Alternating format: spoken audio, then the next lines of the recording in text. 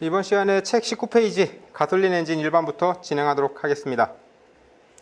3-A 해서 가솔린 엔진의 원리 보면은 이제 먼저 엔진에 대해서 알아보기를 한다. 자동차에 사용되는 가솔린 엔진은 연료를 연소시켜서 열 에너지가 발생하여 이것을 운동 에너지로 바꾸고, 쭉 가다 보면 흡입, 압축, 연소 팽창 나오죠. 연소 팽창이 여기가 폭발 과정입니다. 연소 팽창이 폭발 과정. 배기에서 총 4가지에서 4행정이 반복되며 그 사이에 피스톤이 이왕복, 크랭크 축이 2회전한다. 이것이 엔진 행정이다 라고 되어 있고요. 그 다음에 이 책에 대해서는요, 이 책은 주로 4행정 가솔린 엔진만 나옵니다. 그래서 여기에 있는 내용 잠깐만 좀 간추려 보면요, 여기서 쭉 가다가 여기 가솔린 엔진은 연료를 연소시켜서, 요거는 이제 열 에너지를 기계 에너지로 바꾼다는 거죠. 요거는 열 에너지로 인해서요, 엄연히 따지면 열 에너지가 압력을 만들면요, 압력이 기계 에너지로 바꿔주는 역할을 하는 게 이제 내연기관이라고도 합니다. 그래서 흔히들 내연기관이 무엇입니까? 라고 하면은 열 에너지를 기계 에너지로 바꿔주는 것을 이제 내연기관이라고 합니다. 그리고 여기 밑에 쭉 가다 보면은 흡입, 압축, 연소 팽창, 배기, 4행정 완복이라고 되어 있죠. 그래서 크게 보면요, 요것처럼 4행정이라고 하나 나오고요. 그 다음에 또 2행정으로 다시 한번 또 분류가 됩니다. 이 책에서는 주로 4행정 가솔린을 GSL로 하고요. 4행정이라고 하고 GSL 또는 DSL이라고 합니다. 그래서 여기서 여러분들 좀 이 부분들 처음에 나올 적에 피스톤은 이 왕복할 적에 크랭크축 2회전한다. 이 뜻은요, 4행정 같은 경우는요, 캠축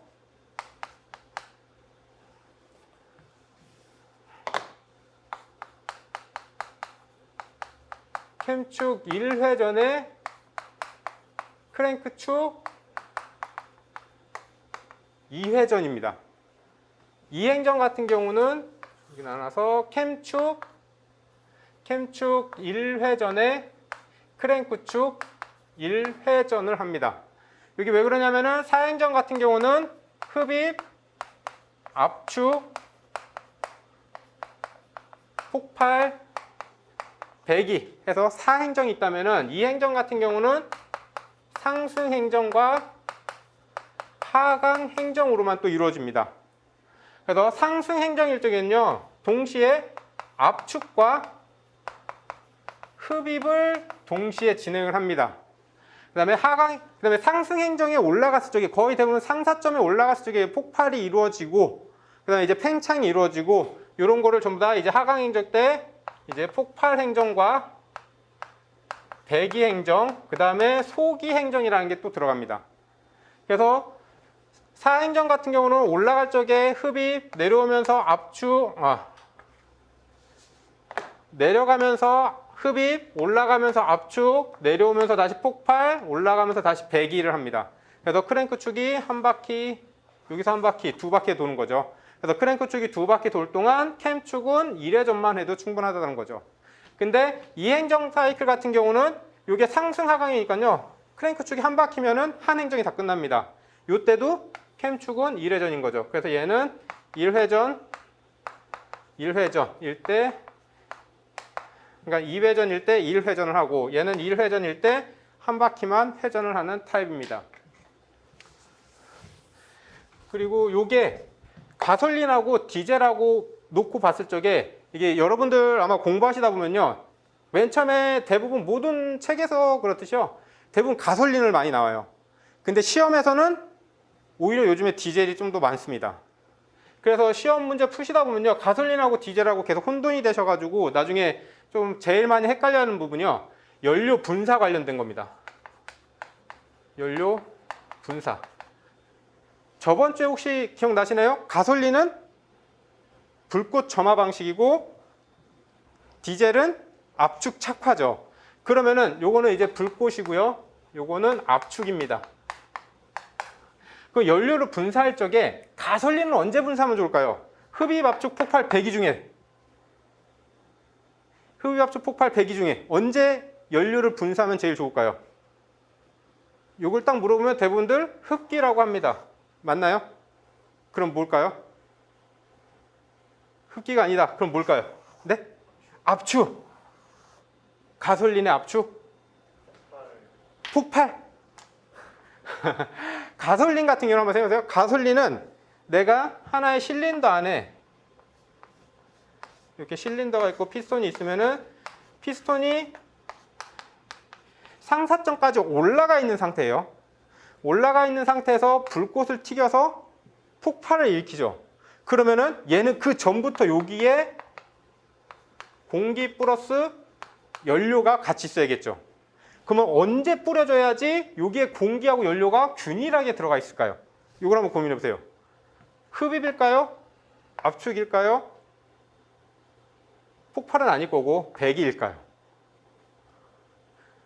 이렇게 해서 하면 다들 또 한번 흡기어라고 합니다. 그죠? 배기에서 엔진 연료를 분사를 합니다. 왜냐면은 배기면은 얘가 내려왔다가 올라가고 있을 때 배기 밸브가 열리죠. 배기 밸브가 열리면은 열려서 배기 밸브가 거의 끝에쯤 다다랐을 적에 연료를 그때 분사를 해줘야 됩니다. 그래야지 흡기 밸브가 열리는 순간에 피스톤이 하강 행정하면서 연료 플러스 공기가 같이 빨려 들어가죠. 그래서 가솔린 같은 경우는 배기 행정에서 연료를 분사를 합니다. 그러면 디젤은 언제 분사할까요? 흡입, 압축, 폭발, 배기 중에 흡입 때 얘는 압축 착화죠. 압축 착화고 요거의 기본 조건은요, 온도가 높아야 됩니다. 대략 착화하는 온도가 350도씨죠. 그럼 350도씨 이상이 된 상태에서 연료를 뿌려줘야겠죠. 만약에 압축할 때 언제 뿌린댔죠? 흡입? 만약 흡입할 때 뿌린다, 뭐 여기 배기할 때 뿌린다, 디젤하고 가솔린하고 동일하게 뿌린다라고 했으면요, 연료가 혹시라도 여기에 같이 들어옵니다. 그러면 얘가 상승하고 있는 중간에 내가 원하지 않는 그 점화 타이밍에 얘는 그 폭발 타이밍에 먼저 폭발할 수 있겠죠. 온도가 많이 높이 올라가 버리면. 그래서 요거는 폭발 행정 때 분사를 합니다. 엄밀히 따지면은 압축 행정 거의 말쯤이라고 보시는 게 좋아요. 압축 행정 말해서 요게 거의 끝에 다다랐을 적에 TDC 정도에 다다랐을 적에 연료가 여기 연소실에서 온도가 350도씨 이상의 온도가 올라갔다라고 판단했고, 요게 상사점에 올라오기 바로 전, 그러니까 폭발하기 바로 전 압축 말에서, 정확하게 하면 압축 말에서 분사를 정확하게 해주는 거죠. 분사를 해서 어디까지 가느냐? 폭발까지 넘어갑니다. 그래서 나중에 배우시겠지만 디젤 같은 경우는요, 분사를 하면요, 연료를 분사를 해요. 가솔린 같은 경우는 불꽃을 튀기자마자 폭발이 일어나죠. 근데 디젤은 분사하자마자 폭발이 안 일어납니다.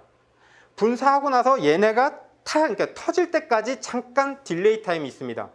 그 딜레이 타임 가진 다음에 얘네들이 다 폭발을 합니다. 폭발하고 있는 중간에도 여기서는 연료가 계속 나옵니다. 그리고 나서 하강 행정으로 접어들었을 때, 그러니까 폭발 행정에서 하강 행정으로 접어들었을 적에 이제 그때까지 분사를 하다가 딱 끊는 거죠. 그 나머지 애들도 다 태워버립니다. 그래서 얘는 압축 말에서부터 폭발 초까지 계속해서 분사가 나가는 게 이제 디젤인 거죠. 이렇게 하니까 좀 가솔린하고 디젤 좀 쉽게 이해되지 않나요? 그리고 이행정 사이클은 언제 분사할까요? 이행정 사이클은 언제 분사할까요? 참고로 이행정은 대부분이요, 그 기화기 타입입니다. 기화기 타입은요, 특별한 분사 시기는 없고요, 흡입 공기가 빨려 들어갈 적에, 흡입 행정에 들어갔을 적에 무조건 계속해서 빨아들입니다.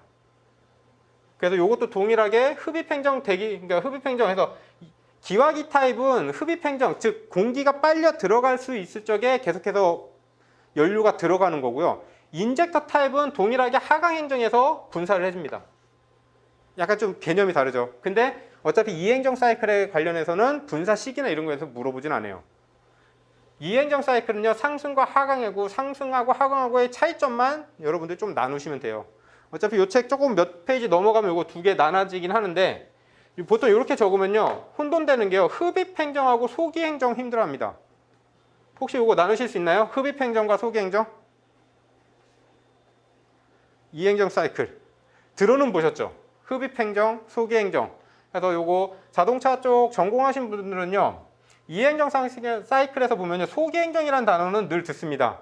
근데 이 소기행정이 어떤 구간입니까? 라고 하면은 대부분 모르세요. 나누기 쉬운 게요, 흡입은요,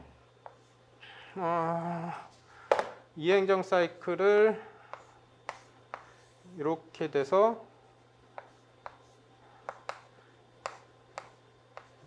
여기가 인,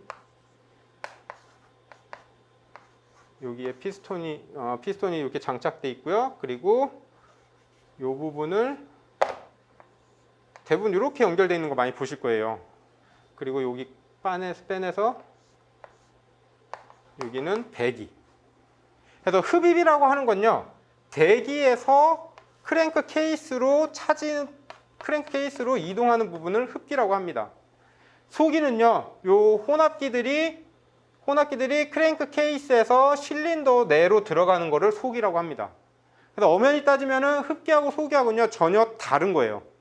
전혀 다른 건데, 여차 잘못하면요, 흡기하고 소기하고 동일한 거라고 생각을 하시는 분들이 간혹가다 있습니다. 근데 엄연히 다른 겁니다. 작동하는 행정도 다르고요. 이게 기본 베이스가 일적에. 그러니까 이런 것만 조금 조심을 하시면 됩니다. 그리고 이 책에서는 대부분은 가솔린에 대해서만 설명이 나갑니다. 가솔린이고요. 책 혹시라도 좀 많이 읽어보신 분들 같은 경우는 이 책 읽다 보시면요, 국내 기술보다는요, 일본 쪽 기술을 많이들 갖고 와서 설명했다는 거 아마 금방 눈치채실 수 있으실 거예요. 그래서 다음 밑에 보면은 운동에너지, 동력에너지죠. 운동에너지, 동력에너지. 여기서 보면은 1g의 가솔린을 완전 연소시키기 위해서는 약 15배의 공기가 필요하다. 이때 15배는요, 중량비입니다. 얘는 중량비입니다. 이거는 최적에 대한 비가 아니라요, 내가 요만큼의, 만약에 1리터 대 뭐 한 15리터 요거를 뜻하는 건 아니고요. 요건요, 1g 또는 kg 또는 1cc 대 15g. 그래서 흔히들 이론 공연비 몇 대 몇이라고 하죠? 이론 공연비 14.7대 1이라고 하죠. 14.7대 1이라고 해가지고 얘를 보통은 15 정도로 놓고 봅니다. 그래서 이게 1g의 가솔린을 완전히 연소하기 위해서는 15배의 크기가 있는 공기가 필요하다라는 뜻이고요. 가솔린은 석유의 정제로 얻어지는 비점이 낮은 탄화수소. 낮은 탄화수소 하면은 HC라고 하죠. HC. 그래서 요거 보면은 비점이 낮은 탄화수소라고 하면요, 여러분들 그 연료가 어떻게 만들어지는지는 혹시 배운 거 기억나시나요? 연료는 이런 정제되는 곳에 여기에 벙커 CU를 이제 원유를 넣어 놓습니다. 원유를 넣어 놓고요, 요 밑에서 불로 가열을 해버려요. 가열하면 얘가 끓겠죠. 끓으면서 나오는 게 처음에 이제 LPG 정도 기체화되는 것들 나오고요. LPG가 끝나고 나면은 가, 등, 경, 중. 그래서 가솔린, 등유, 경유, 중유 순으로 나옵니다. 그리고 나서 남은 게 이제 벙커 CU라고 해서, 벙커 CU나요? 아니면 이제 아스콘이라는 단어를 쓰죠. 저희 아스팔트 까는 그 끈적끈적한 거요. 그게 맨 마지막에 나옵니다. 그래서 여기서 말하는 여기 정제로 얻어지는 비점이 낮은 탄화수소, 즉 요것들 얘기입니다. 처음에 비점이 낮다라는 거는 끓는 점이죠. 끓는 점이 낮은 애들, LPG부터 시작해서 가솔린과 경유를 저희는 사용을 합니다. 그리고 탄화수소고 아마 뒤에서도 또 나올 건데요. 기본적으로 자동차에 쓰는 그 화학 공식은요, 파라핀계 탄화수소라고 합니다. 파라핀계 탄화수소라고도 하고요. 요거 외에 다른 것도 있긴 한데요. 뭐 올리핀계도 있고 다 있긴 한데 시험 문제에서는요, 요거밖에 안 나옵니다. 혹 다른 거가 간혹가다 나오긴 하는데요. 대부분 파라핑계에서 설명이 대부분 파라핑계에 대한 걸로 설명이 틀렸거나 맞았거나로 갔기 때문에요. 나머지 부분은 크게 보지 않으셔도 되고, 혹시라도 나중에 문제 풀다가 나오면 그때 한 번 정도만 보시면은 아, 저런 원리구나라고 보시면 되고요. 파라핑계 요거의 탄소 원자 구조는 CN 플러스 HEN 죄송합니다. H가 먼저였나? CnHEn 플러스 E라는 공식을 하나 갖고 있습니다. 그래서 요 N값이 얼마냐에 따라서 LPG냐, 가솔린이냐, 경유냐, 아니면 그 위에 이제 고체 상태로 되는 거냐라는 게 나옵니다. 그래서 요 N값이 만약에 LPG 같은 경우는 부탄과 프로판, 우선 이렇게 또 두 가지 또 나눠집니다. 부탄과 프로판으로 나눠지는 거고요. 요때의 부탄은 N값이 4가 같고 프로판은 N값이 3을 갖습니다. 그래서 요거를 그대로 공식에 넣으면요. 만약에 부탄 값이다 그러면은 C4H10 이런 화학 공식을 가져요. 근데 요거를 굳이 하실 필요는 없고요. 얘만 알고 계시면 돼요. 요 공식만 알고 계시고, 어차피 요거 넣으면은 2 곱하기 N 더하기 2 하면은 곱하기 2하고 더하기 2만 해주면 되죠. 그래서 이런 화학 공식인데 굳이 이렇게 화학 공식까지는 다 아실 필요는 없고요. 처음에는 요 정도만 아시면 되고요. 가솔린 같은 경우는 아마 뒷페이지인가?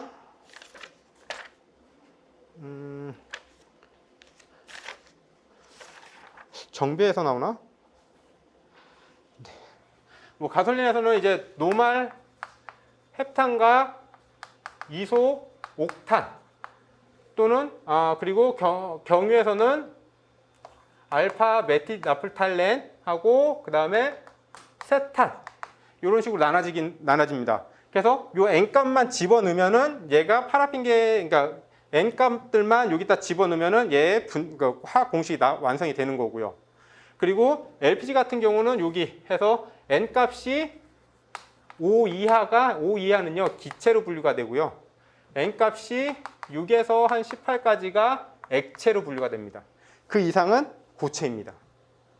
그리고 그래서 요거를 여러분들 어디 좀 적어 놓으신다면 얘네들이 한번 종종 설명 나올 때 한 번씩 나올 거예요.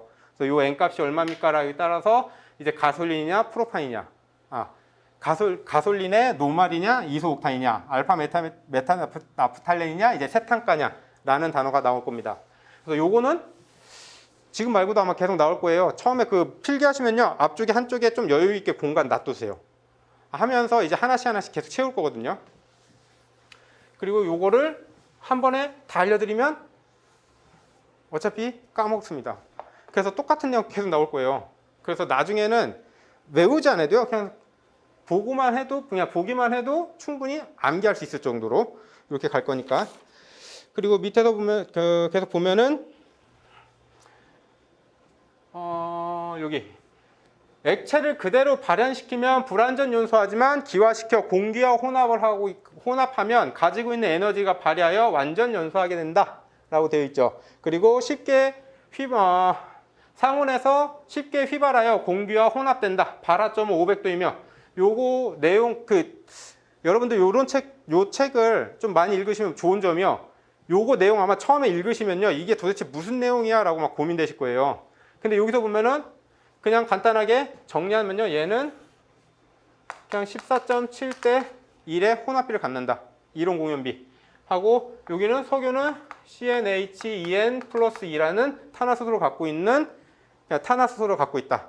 그리고 비점이 낮은 애들부터 해서 N값이 4 이하, 뭐 가솔린이냐, LPG 쪽에 기체냐, 아니면 액체 연료냐, 요거고요. 요 뒤부터는요, 여기서부터 쭉 읽어보면 여기까지 아마 가시면요, 요거는 액체로 불을 붙이면요, 불완전 연소입니다. 근데 기체로 붙이면 완전 연소가 가능하다입니다. 근데 저희는 여기 앞에서 했던 것처럼 뭐 사행정 가솔린 엔진 중심으로 안 됐잖아요. 여기서 보면 상온 50도에서 쉽게 휘발하며 요거는 이제 가솔린의 특징인데요. 기화하는 온도가 영하권입니다. 영하권이고 그 다음에 얘는 착화점이죠. 착화점은 책에서는 500인데요. 보통 다른 책들은요 한 550도 나올 거예요. 착화점은 550도다. 그래서 얘는 불을 갖다 대면 쉽게 불을 붙는 타입이다. 그 다음에 압축 착화로는 하기 힘들다. 이 뜻입니다. 그 다음에 나머지 쭉 보면은 다 똑같은 내용이고 여기가 요 정도 내용이 열 에너지를 기계 에너지로 변환시켜 버린다 라는 거죠. 그래서 요거 책을 읽으시면서요, 일단 제가 방금 이렇게 좀 그 슬러시 치면서 설명드렸던 거 여러분 다시 한번 보면서요, 그게 머릿속에 좀 이해가 되시면은 나중에 공학 문제 푸실 때 좋습니다. 반대로 방금 설명드린 것처럼 14.7대 1의 혼합비를 갖고 있습니다. 이론 공연비를 갖고 있습니다. 라는 거를 좀 작문을 풀면요, 1g 또는 1kg의 가솔린의 연료를 완전히 연소하기 위해서는 15배 또는 14.7배에 달하는 공기가 필요합니다. 라는 걸로도 바꿀 수도 있어야 됩니다. 그러니까 이 책은 활용을 할 적에 방금 말씀드린 것처럼 장문의 글을 여러분들이 단문으로 만들 수 있는 능력을 좀만 키우시면 돼요. 키우시면 되고, 이제 여기서 제가 아까 불을 가까이 접근시키면 이라고 나왔죠. 불을 갖다 댔을 때 불이 붙는 게 어느 점이죠? 무슨 점이라고 하죠? 무슨 점이라고 합니까? 얘를 인하점. 그 다음에 불을 갖다 대지도 않는데 불이 붙어버리는 거를, 그쵸, 착화점. 그 다음에 불이 계속 타들어가고 있는 점은요, 요거를 연소점이라고 합니다. 그래서 요것도 이제 정확한 값은 정확하게 이게 몇 도입니다, 몇 도입니다, 요거를 꼭 아실 필요는 없어요. 근데 대략적으로만 아시면 됩니다. 가솔린 같은 경우는 인하점이요, 영하 45도라고 봅니다. 그 다음에 디젤의 인하점이 거의 한 6, 70도 정도가 될 겁니다. 그 다음에 착화점, 가솔린 같은 경우는 보통 550도씨 정도로 하고요, 디젤 같은 경우를 350도씨 정도로 봅니다. 그래서 디젤은 압축 착화 방식이고 가솔린은 불꽃 점화 방식인 거죠. 그 다음에 참고로 연소점은요, 정확히 몰라요. 왜냐면 내가 불이 타들어가는 소니까 이게 불이 붙고 나서 정확한 온도가 없어요. 그냥 불이 계속 붙어가지고 계속 갈 수 있는 능력만 있으면은 연소점은 계속 온도가 변하기 때문에 연소점에 대해서는 물어보진 않는데, 연소점에 대해서 혹시라도 나오면은 그래요, 불이 계속 타들어갈 수 있는 이라는 단어가 나옵니다. 불이 계속해서 타들어갈 수 있는 게 이제 연소점이라고도 합니다. 그래서 요거는 아마 정비책에 나옵니다. 정비책에 어느 정도 나오니까 한번 보시면 되고, 다음 뒤에 보시면 크랭크 기구, 이런 사진 많이 보셨죠? 크랭크 기구, 크랭크 축이라고 하죠. 보통 크랭크 축을 설명할 적에요, 엔진 내부를 뜯어보지 않으신 분들은 요거에 대해서 잘 몰라요. 그래서 쉽게 이해할 수 있는 게 자전거 페달이죠. 자전거 페달이고, 크랭크 기구라고 하면은 여기서 피스톤이 상하 운동하는 것만으로 바퀴를 돌릴 수 없다. 그다음에 피스톤의 왕복 운동을 회전 운동, 이게 제일 중요하죠. 피스톤의 왕복 운동을 회전 운동으로 바꾸는 데 사용한다. 이렇게 해서 드리면은 처음에 보신 분들은 그냥 단순히 왕복 운동을 어떻게 회전 운동으로, 근데 자전거 페달 보면 어떻게 돼 있죠? 이렇게 돼 있죠. 이게 양쪽에 발 얹어지고 요건 축 중심으로 잡혀가지고 얘를 중심으로 움직이는 거죠. 저희가 옆에서 때 발을 옆에서 보면은 발이 회전 운동하는 것 같지만 실질적으로 요 다리는 상하죠. 앞뒤로 좀 움직이긴 하겠지만 위아래, 즉 얘는 상하 운동을 하면요, 얘를 다시 회전 운동으로 바꿔줍니다. 요게 크랭크 축이고, 요런 거를 여러 개 붙여버리면 요게 크랭크 축입니다. 그래서 요 크랭크 축은 크랭크 축 위쪽 부분에 왕복 운동을 하는 거를 회전 운동으로 바꿔주기도 하고요. 반대로 요 축 회전 운동을 왕복 운동으로도 바꿔줍니다. 그러면은 언제 직선 운동을 회전 운동으로 바꾸고 회전 운동을 직선 운동으로 바꿀까요? 어느 행정 때? 직선이 회전 운동으로 바뀌는 행정. 흡입 압축 폭발 배기, 흡입 압축 폭발 배기 중에서 언제 직선 운동이 회전 운동으로 바뀌는 운동일까요? 네? 폭발. 그리고요? 흡입. 그 회전 운동을 직선 운동으로 바꿔줄 때는 이렇게 보니까 좀 헷갈리시죠? 간단합니다. 크랭크 축이 직선 운동이 회전 운동으로 바꿔주는 건 내가 여기서 밀어버리는 거죠. 즉 자전거 탈 적에 내가 페달을 밟는 힘이 갈 때죠. 그럼 반대로 전달되는 거는 내가 밟지 않고 있을 때인 거죠. 그러면 여기서 동력이 발생되는 부분이 직선 운동을 회전 운동으로 바꿔줍니다. 즉 폭발 행정에서만 직선 운동이 회전 운동으로 바뀝니다. 나머지 흡입, 압축, 배기는요. 흡입,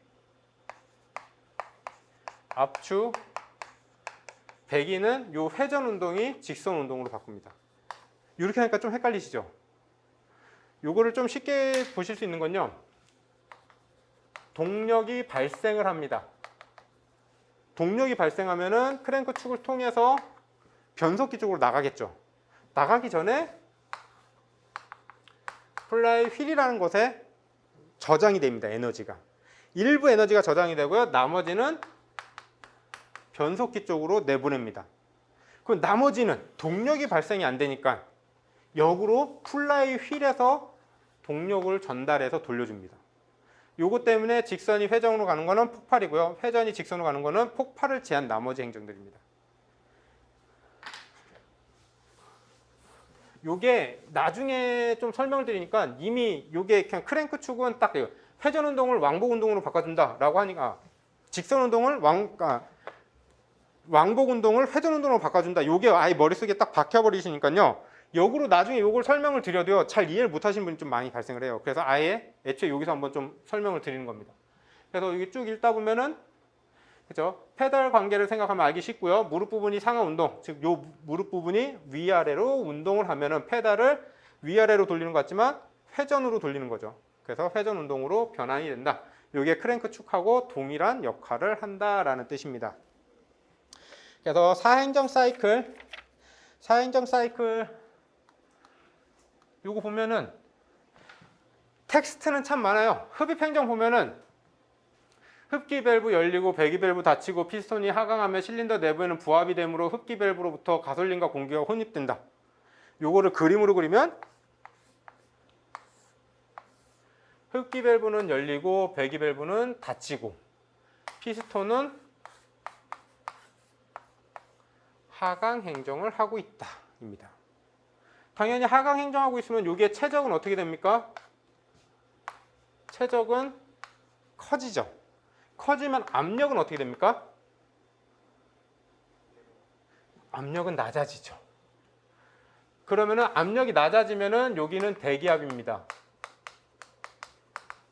여기는 대기압보다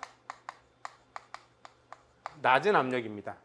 그러면은 공기와 혼합된 연료가 이 안으로 빨려 들어가는 거죠. 그림은 딱 이거예요. 그래서 여기서 흡기 밸브는 열리고요. 배기 밸브는 닫히고 피스톤은 하강을 하면 여기는 최적이 넓어지면서 압력이 낮아지니까 얘네들이 빨려 들어옵니다. 그럼 여기서 여기서 혹시 전공자분들만 좀 한번 들어보시면요. 저속과 고속에서 흡기 러너가 길어야 한다. 길다. 짧다.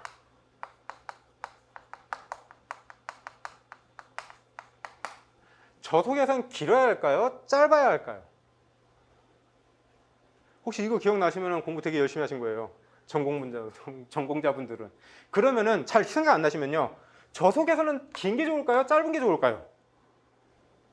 그 고속에서는 긴 게 좋을까요? 짧은 게 좋을까요? 이렇게 해서 하면은 레이싱을 참 좋아하시는 분들은요. 금방 맞춰요. 레이싱카 혹시 국내에서는 없는데 미국에서는 머슬카. 그래서 만약에 이게 머슬카 같은 경우 하거나 아니면 이제 드래그 레이스 같은 거 할 적에 차가 있으면은 참 그림을 못 그려서 죄송합니다. 차가 이렇게 있으면은 보통 이렇게 본네트 덮여 있잖아요. 근데 미국 애들은 어떻게 합니까? 본네트 중간에 뚫고 흡기 여기까지 이렇게 나오죠. 그래서 어떻게 합니까? 여기에 기화기 바로 집어넣죠. 흡기가 짧습니까? 깁니까? 짧죠. 고속에서는 매우 짧습니다. 저속에서는요, 길어야 됩니다. 고속에서는 짧고 저속에서는 길어야 되는 거는 저속에서는요, 얘가 내려가면서 여기에 최적을 증가시킨다고 했죠. 압력이 낮아져요. 그러면은 만약에 내가 여기를 닫고 있다라고 가정을 한다면은 얘가 내려오면은 흡입 저항이라는 게 생기죠.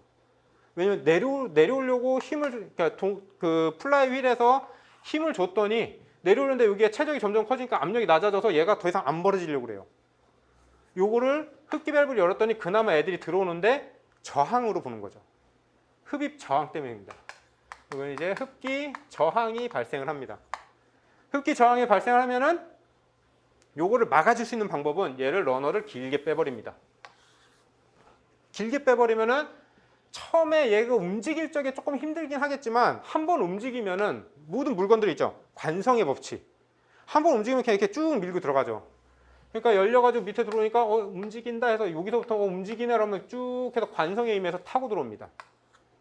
그 다음에 얘를 잠깐 닫고 한 사이클 지나서 다시 열어도 얘네들은 관성에 의해서 계속해서 또 들어옵니다.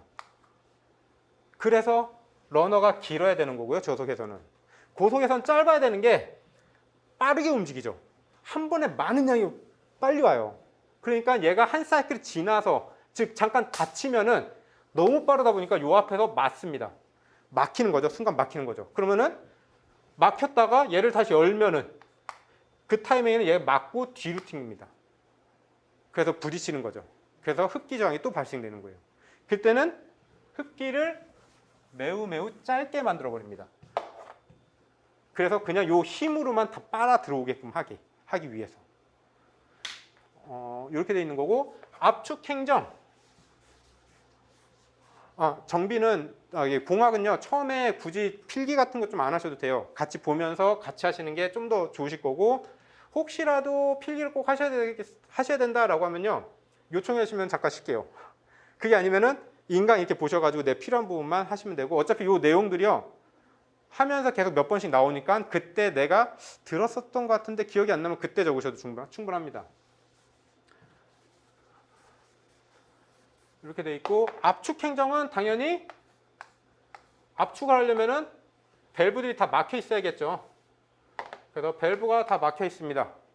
그 다음에 압축이기 때문에 얘는 피스톤이 하강 행정까지 갔다가 상승 행정을 이제 압축 행정이라고 합니다.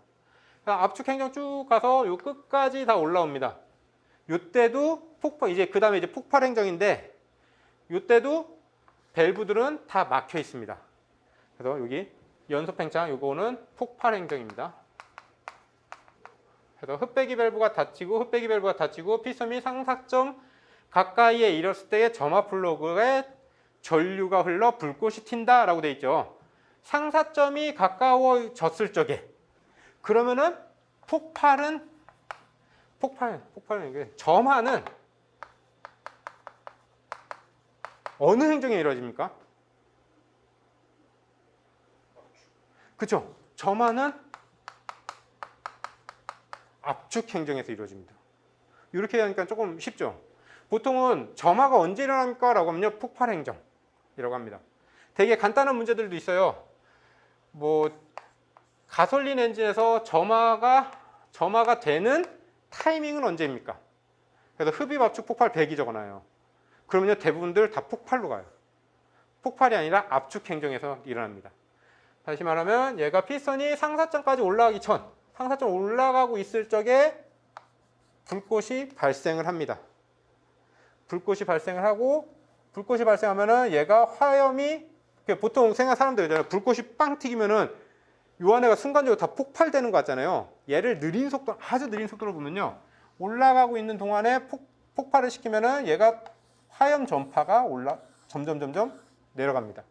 그래서 상사점에 올라갔을 때 맞춰서 압축의 힘으로 얘를 눌러버리는 거죠. 그래서 이 두더지 게임 같은 거 하시면은 올라오는 애 때리는 거랑 내려가는 애 때리는 거랑 어느 게 더 힘이 좋습니까? 타격감. 올라오는 거 똑같습니다. 올라갔을 적에 거의 상사점에 달았을 적에 때려야지 밑으로 내려가죠. 근데 올라갔다 이제 내려가는데 때리면은 헛방친다라고 하죠. 똑같습니다. 올라갔다 내려갈 적에 얘가 폭발이 나서 쳐버리면은 출력이 그만큼 떨어지는 겁니다. 이게 이제 폭발 행정. 그러면 배기 행정은 여기까지 했으면 이제 쉽죠. 배기 행정은 다시 밑에 피선이 밑에까지 내려왔다가 하사점까지 내려왔다가 올라가는 동안 밸브들은 어떻게 될까요? 밸브들은 어떻게 될까요? 배기니까 그죠? 배기 밸브만 열어주면 돼요. 배기 밸브만 열어주고 필선을 위로 밀어주면 됩니다. 근데 이때 배기도 여기는 폭발 때문에 압력이 되게 세죠. 그래서 폭발 행정에서 이렇게 내려가고 있는 동안 폭발 행정에서 이렇게 내려가고 있는 여기에서 BDC 내려가고 있는 중간에 배기 밸브를 열어버립니다. 그럼 여기 압력에 의해서 그냥 쭉 빠져나가죠. 그리고 나서 올라가면서 다시 한번 얘네들 다 빼버립니다. 이렇게 해서 행정이 딱딱 구분이 됩니다. 구분이 정확히 되는 거고요. 그 다음에 여기서 여기까지 왔으니까 방금 했던 게 이 그림들에 대한 설명입니다. 그래서 이 부분 공부하실 적에 이 텍스트 읽으시는 게 솔직히 처음에 부담스러우시면요. 이 그림 보시고 흡기니까 내려오네, 흡기 밸브 열렸네, 외부에서 공기가 이렇게 들어오네, 두 개 닫히고 올라가네, 이렇게 좀 보시고 난 다음에 이 텍스트를 읽으시면서 이 그림들이 머릿속에 떠오르면 성공하신 겁니다. 그리고 여기서 하나 더 좀 추가적으로 말씀드리면요. 이렇게 두 개 나눠서 여기를 TDC, BDC라고 하면은 처음에 흡기 행정 때 여기죠. 흡입 행정 쪽에 밸브가 여기서 흡입 행정일 쪽에는 흡기 밸브가요. 배기 쪽에 TDC 상사점 올라가기 전에 상사점 이전부터 열립니다. 점으로 찍으면은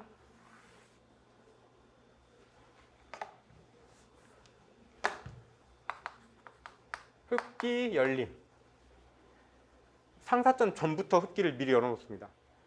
열어놓고 왜 열어놓으면은 이제 올라갔다 내려오면서 내려올 쪽에 열면은 이것도 저항이 발생되기 때문에요.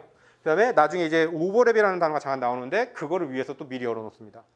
그다음에 쭉 해서 TDC까지 가서 BDC까지 간 다음에 BDC에서 바로 닫는 게 아니라 BDC가 좀 더 지나고 나서 흡기 밸브 닫아버립니다. 흡입, 이 부분을 흡입했습니다. 그 다음에 이렇게까지 압축,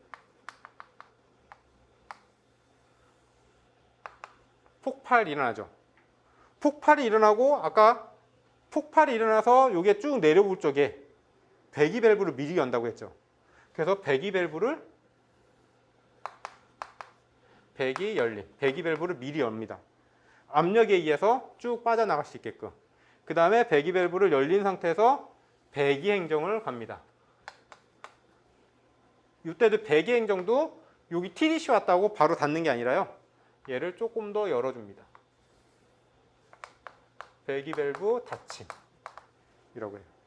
그래서 보면은 흡입, 압축, 폭발, 배기 하면서 다시 흡입으로 넘어가죠. 요 중간에는 흡기 밸브하고 배기 밸브가 동시에 열려 있죠. 이 부분을 밸브 오버랩 구간이라고 합니다. 흡기 밸브하고 배기 밸브를 동시에 열어놓는 구간.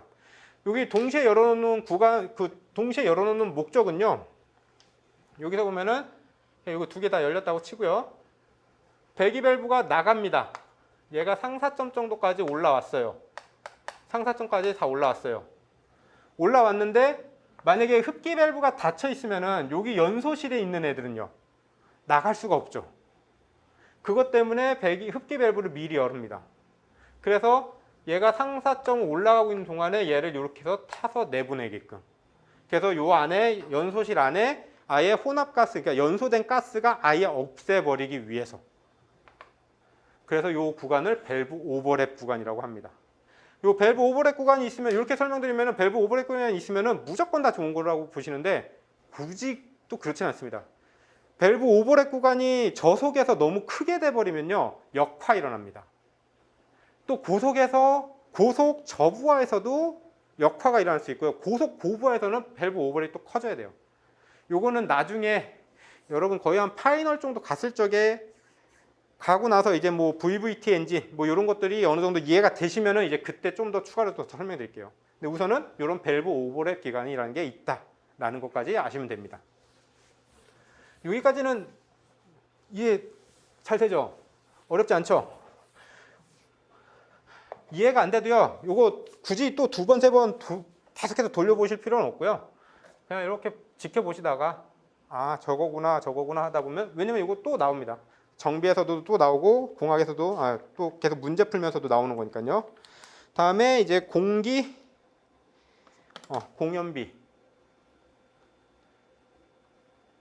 공연비라고 되어 있으면요. 요거는 A/F라고 되어 있죠. 보통 요거는 A by F 또는 AFR 또는 공연비라는 단어를 사용합니다. 그래서 아까 1g의 가솔린을 완전 연소시키기 위해서는 공기가 얼마큼 필요하댔죠? 몇 배? 15배. 그래서 얘가 14.7대 2를 얘기하는 겁니다. 그 요때의 14.7대 1은요. 비중량입니다. 다시 말하면은 얘가 킬로그램 펄스나 이제 킬로그램이나 그램으로 갈 수 있는 것들이요. 그래서 보통 시험 문제가 나오거나요. 이런 그 공연비에 관련된 거 문제가 나오면은 좀 헷갈리게 나오는 게요. 1리터 연료를 1리터의 연료를 완전 연소하기 위해서 필요한 공기는 얼마만큼입니까? 라고 물어봐요. 그리고 나서 답으로 뭐 보통 그랬죠. 뭐 1번 1리터니까 14.7리터 2번 7.35리터 뭐 3번 뭐 쭉 있겠죠. 이 문제 나오면은 몇 번입니까? 이렇게 물어보면은 대부분 다 1번으로 가요. 근데 여기 뒤에 항상 나옵니다. 가솔린의 비중은 보통 가솔린 비중 0.7에서 0.75 정도 나오거든요. 여기서는 요거 답을 맞춰야 되기 때문에 가솔린의 비중은 0.5입니다. 라고. 그러면은 이건 리터는 최적을 대한 거죠. 최적에다가 비중을 곱하면은 무게가 나와버리죠. 그럼 이거 두 개 곱하면은 0.5 g으로 할까요? 그냥 킬로그램 할게요. 0.5 킬로그램. 그러면 이게 곱하기 14.7 해주면은 7.35리터가 나오는 거죠. 그래서 이런 혼합비에 대해서 물어본다. 또는 최적을 주어버리고요. 최적과 비중을 주고요. 어떤 값을 구하여라 라고 하면요. 그거 잘 보셔야 돼요. 얘가 최적으로 구하는 건지 중량으로 구하는 건지. 그래서 대부분은 자동차 쪽에서 좀 애매모호하잖아요. 그러면 일단 중량으로 다 바꿔버리세요. 두 개 그냥 곱해버리시면 됩니다. 곱해버리시면은 이거죠. 최적 곱하기 비중은 비중량으로 돼버리는 거죠. 최적이 g으로 바뀌는 거죠. 그래서 요거에 대한 비중에 대한 거는 물이 비중이 1입니다. 물을 기준으로 가솔린이 좀 더 가볍습니다. 이렇게 해서 보시면 돼요. 그래서 이거 보면은 읽으면 다 그 뜻이에요. 쭉 보면 14.7g의 공기가 필요하다는 건데 최적으로는 1cc 환손하면은 약 11,500cc에 11.5리터의 공기가 필요하다라는 겁니다. 그렇게 어렵진 않죠. 이거 나중 되면은 약간 좀 혼돈이 될 수 있긴 한데요. 이거는 그냥 처음부터 혹시라도 내가 잘 모르겠어, 기억이 안 난다 라고 하면요. 자동차는 일단 중량으로 바꿔보면 됩니다. 중량으로 우선은 바꿔놓고 보시면 되는 거고, 여기서 이 부분들을 봐야죠. 그다음에 연비는 하중이 걸리는 방법에 의해서 달라지나 희박한 것이 좋다고 한다. 따라서 시동 시 가속 페달을 밟았을 때 공연비를 12에서 13으로 보잖아요. 요거 처음에 저희는 이론 공연비를 14.7대 1이라고 하죠. 시동 킬 때는 몇 대 몇 정도가 나오면 적당할 것 같습니까? 시동 킨다. 불응할 적에 농후해야 될까요? 희박해야 될까요?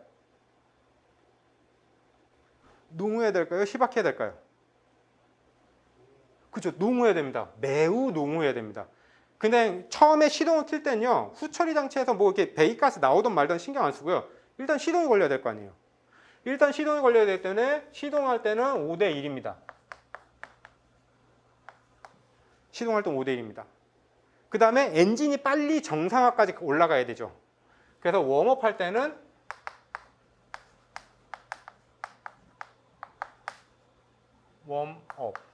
웜업 할 때는 10대 1로 갑니다. 웜업이 끝났으면 다시 14.7대 1로 갑니다.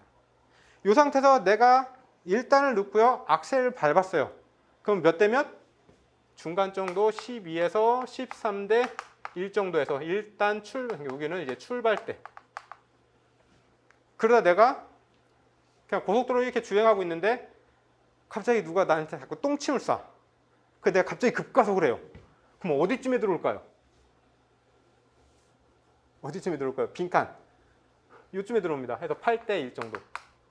여기는 가속. 보통 이렇게 많이들 봐요. 그 다음에 요 이상 뭐 16대 1, 17대 1 이렇게 나오면 요거는 이제 정속주행. 정속주행으로 봅니다. 그래서 요거를 꼭 수치상으로 외우진 않으셔도 되는데요. 처음에 시동 걸 때는요, 매우 농후하고.